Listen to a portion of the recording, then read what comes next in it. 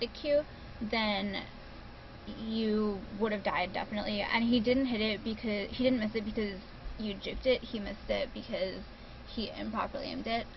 So it actually would have been appropriate for you to flash in the middle of that exchange to dodge that Q, because he definitely should have hit it. Unless you realized that the Q wasn't going to hit you in that tiny amount of time and so decided to hold your flash. But that's pretty difficult to do. It was very, very close. So it was fine that you didn't flash because he missed his Q, but had he not missed his Q, you would have died and he probably would have lived. So like when you're microing against the carry with skill shots like that, definitely, like, as soon as you start to see the animation for that skill shot, just flash in a random direction, so that the skill shot misses you.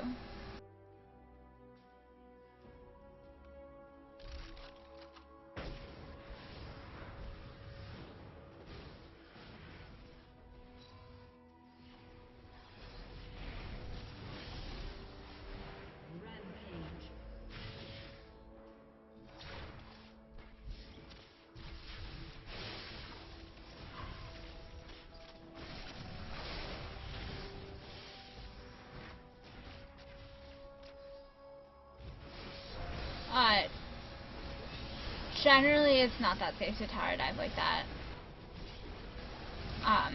It can be tempting because they're so low and you really just want to dive them and kill them, but if no one's tanking for you,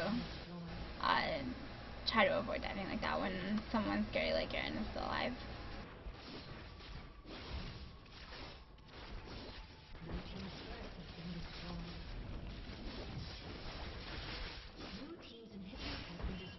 When something like this happens, you can swing around top and kill the last minion wave in their base really quickly, and this will start your wave pushing in top lane, and so your wave will start pushing harder. So when you just want your lanes to be pushing, when the wave comes in, you clear the middle wave, but you can also aggro the creeps in the top wave and just kill the top wave so that your wave starts pushing in, because they don't have that wave on their side.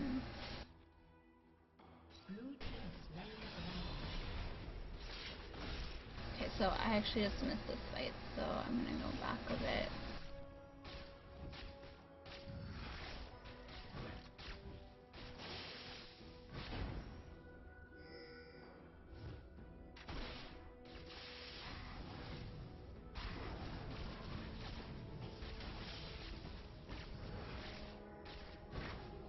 Generally, Nunu should put a ward here.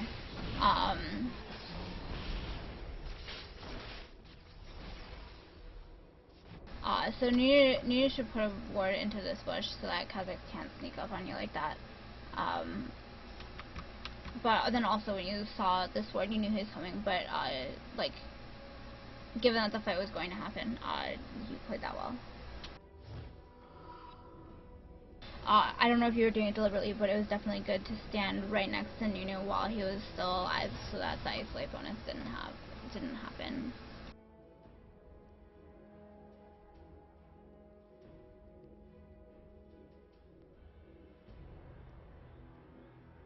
Yeah, and they definitely have enough armor on their team that Last Whisper is. Oh, okay, so you should definitely get a Last Whisper as opposed to an Eye-Edge next. Because the only person who doesn't have a significant amount of armor is the Akali. Everyone else has a lot of armor. Kha'Zix has Rickles, and then Zyra and Garen both have something that, or Zyra, Garen, and Ezreal all have something that builds out of a chain vest even. So that's a lot of armor that you're needing to get through, and so your damage is hurting a lot because you don't have an Eye-Edge, or it's not because you don't have an Eye-Edge, because you don't have a Last Whisper. So you definitely want to get Last Whisper next, and then finish Eye-Edge as your last item.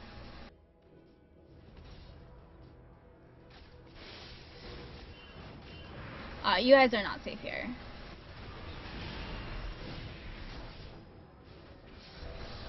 And then try to avoid letting Karthus have the isolate bonus.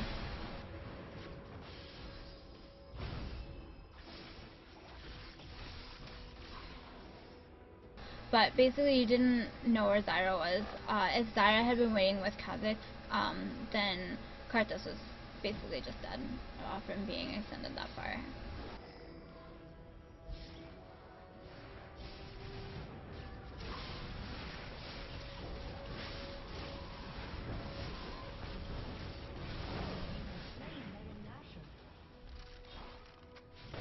Again, with your ult, there's just no reason.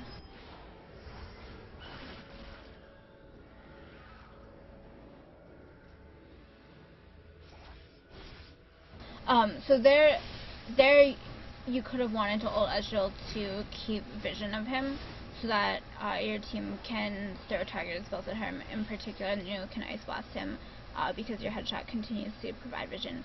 But Nunu should have just placed the Sightstone Ward. So if you were doing that because you wanted to have vision, because you didn't expect Nunu to place the Sightstone Ward for some reason, then that's fine. But the thing about channeling your ult is that it keeps you from kiting. It forces you to stay in the exact same position. And if their assassins were there, then they definitely could have just basically one-shot you while you were standing there channeling your ult. So it is pretty risky for you to be channeling your ult there, and then on top of that, it's less DPS than just auto-attacking, and he was 100% within your auto-attack range there, so just auto-attack him. If you need the vision and you feel safe, even though they have those assassins, you probably shouldn't feel safe, but if you do feel safe, then that's fine to keep vision. Yeah, that was done perfectly.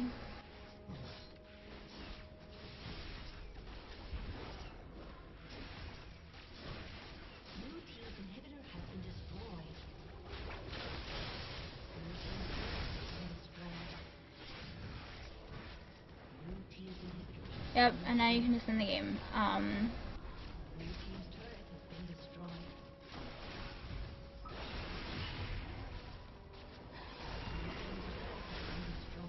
Yeah, that was good micro on the base to avoid anything happening where they killed you all and then had a massive comeback because you were too overzealous about killing their base really quickly. I would say for you to do that because even though the mid inhib was spawning, you already had the bot inhib down 100%. So you were definitely able to kill the turret or to kill the nexus like that, and then like flashing and eating around the nexus to make sure that you can kill it quickly is definitely fine, as long as you actually know that you can kill it, and so you're not burning your escape swimmers to do something other than escaping and then sitting in the middle of their melee assassins while they kill you. So yeah, overall, your team fight is pretty good. Your laning is the thing that you need to work on more. You need to know what the strengths of your lane are. New Kate is not a hyper carry lane where you're definitely going to be forced to your tower and just have to sit under tower and hope that they don't kill you over and over again. Caitlyn doesn't have enough innate damage the way Kog'Maw or Vayne does to make up for being super far behind during laning. You actually have to be even or ahead even during laning to be able to compete. Nunu helps you a lot if you do fall behind, but you do have a pretty weak mid game other than having a Nunu support. So you really don't want to be falling behind in lane. And your auto attack range is very strong. It allows you to get a lot of poke off just from auto attacking in between last singing escapes, and the blood boil gives you the attack speed that you need and the movement speed that you need to get in all of those auto attacks against their carry in between last singing escapes. So work on doing that and work on like playing towards the strengths of your lanes. If they have a lot more sustain than an Ezreal Zyra lane has, then it's going to be less effective. But Ezreal Zyra has no sustain, and so all of the auto attacks that you're doing, they're either burning potions or they're permanent. So definitely get in as many auto attacks as you can. And there are definitely times that the Ezreal Zyra probably could have killed you that they just didn't capitalize on. Either because they didn't think that they had enough damage or they just miscommunicated. So definitely for Caitlyn specifically, work on getting a lot more auto attacks in on your opponent. and just understand your auto attack range really, really well, so that as soon as they walk into your auto attack range, they're being auto attacked by you. And also work on counting your headshots, because definitely you were using some headshots on creeps earlier than you needed to in order to guarantee the CS, and you could have tried to use the headshot on Ezreal instead, so that you get the extra damage on him. So work on that. Your team fighting is pretty good, and yeah, I think that's it. So good luck.